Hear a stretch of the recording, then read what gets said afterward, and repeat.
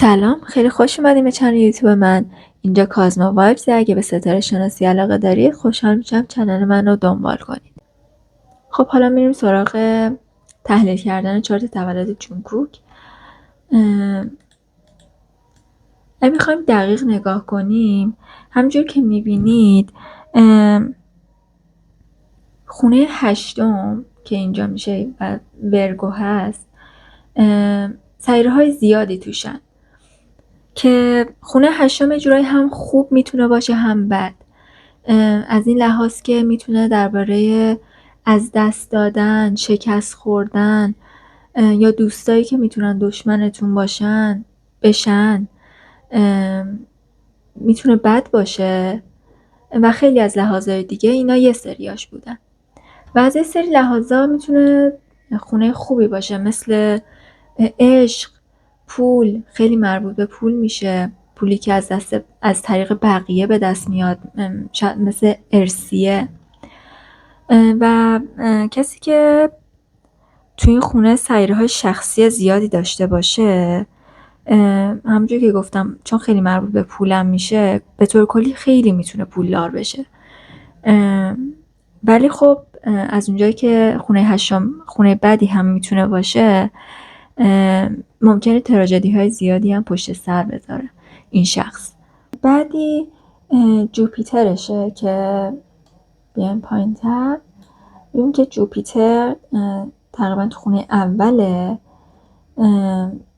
و به خونه دوم هم نزدیکه. میبینی که هم تو خونه اول هم تو خونه دومه.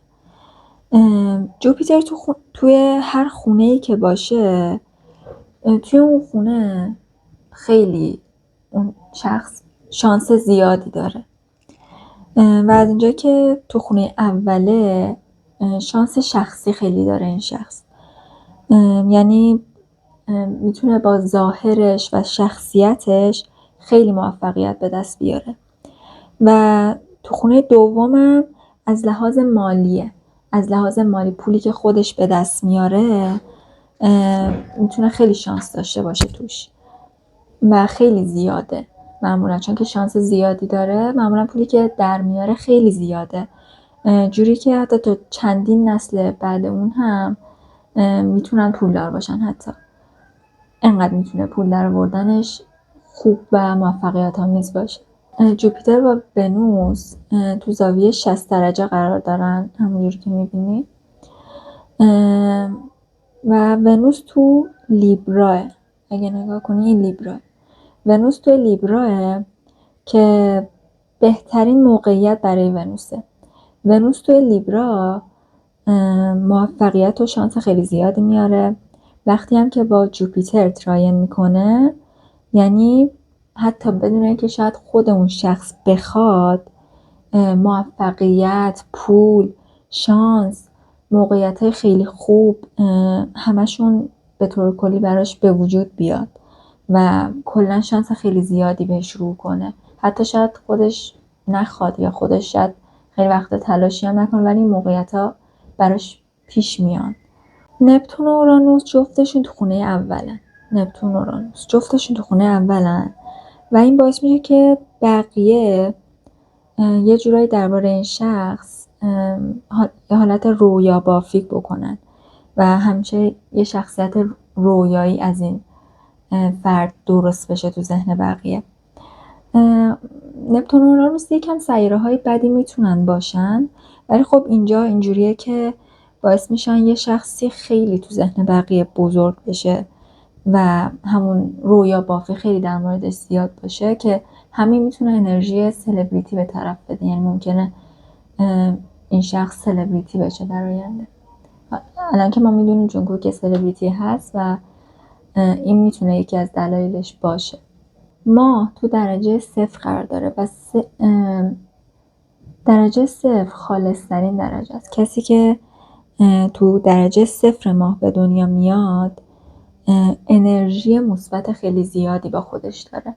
آیران هم تقریبا توی لیبرا و خونه دهم ممکنه که از تنها موندن و یا زیبا نبودن ترس داشته باشه و شاید حتی تنهایی پیشرفت کردن براش سخت باشه.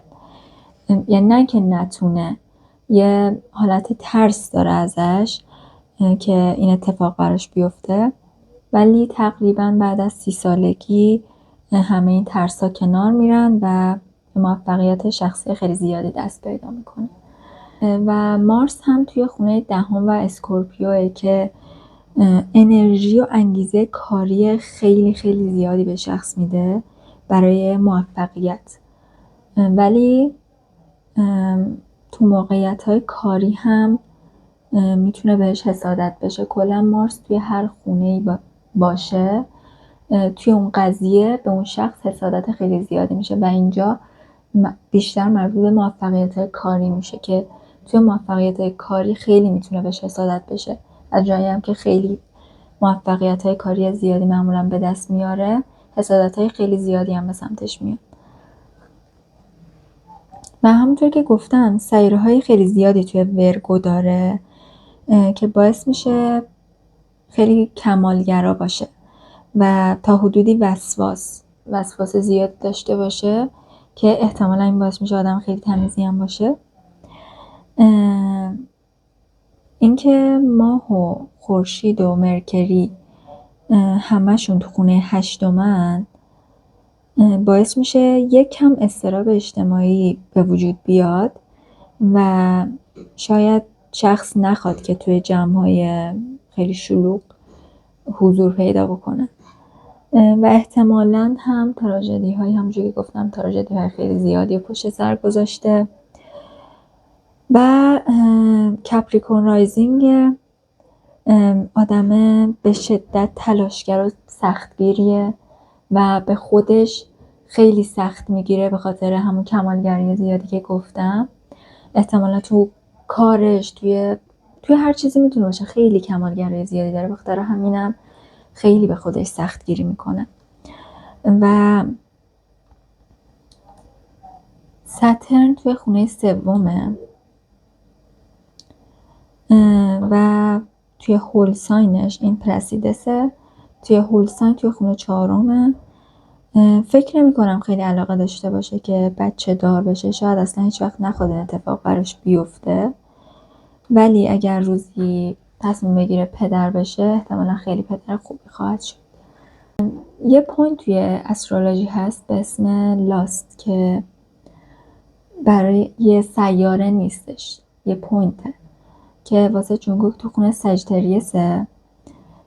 یعنی هر کسی که ساجیتریس پلیسمنت توی چارت تولدش داشته باشه ابسسدش میشه. ابسس نه به معنای حتی عشق، به معنای میتونه یه حالت شهوتگونه داشته باشه، یه حس شهوتگونه داشته باشن بهش. و جالب اینه که همه نسل زد پلوتوشون توی ساجیتریسه و واسه همین این نسل یعنی نسل زد ابسست این شخص میشن، یعنی جونگوک، که قرار بوده بشن، یعنی و ما میدونیم که تقریبا شدن، این اتفاق افتاده. و ونوس 10 درجه با مید هیون فاصله داره که وقتی ونوس انقدر به مید هیون نزدیک باشه باعث میشه که اون شخص توی محیط کار و همچنین پابلیک ایمیج به صورت جهانی، یعنی خیلی بزرگ، عشق خیلی زیادی دریافت کنه و توی کارش تقریبا خیلی موفق بشه، چون که عشق خیلی زیادی دریافت کنه، خیلی بهش توجه میشه، دیده میشه خیلی توی کارش و همین باعث موفقیت خیلی زیادش میشه. که در کل همه اینا میتونه نشونه‌ای برای این باشه که ما بدونیم چرا جونگوک سلبریتی و اینقدر محبوبه. من همه چارت تولدش رو تحلیل نکردم، سعی کردم بیشتر توی همون بحث معروفیت یا پول بمونیم. اگر دوست دارید درباره چارتش بیشتر صحبت کنم، مسائل دیگه، مسائل زندگی شخصی، عشقی، حتما برام کامنت کنید. و حرف آخر این که همه محتوای این ویدیو نه تایید میشه نه تکذیب اینا همه چیزایی بودش که درباره چارت تولد ستاره شناسی وجود داره و شما میتونید به صورت فان و یه حالت سرگرم بهش نگاه کنید و خیلی جدیش نگیرید. امیدوارم خوشتون اومده باشه، لاک یادتون نره و همچنین بهم بگین که چه کسای دیگه ای، چه سلبریتی های دیگه ای رو دوست دارید چارت تولدشون رو با هم تحلیل کنیم.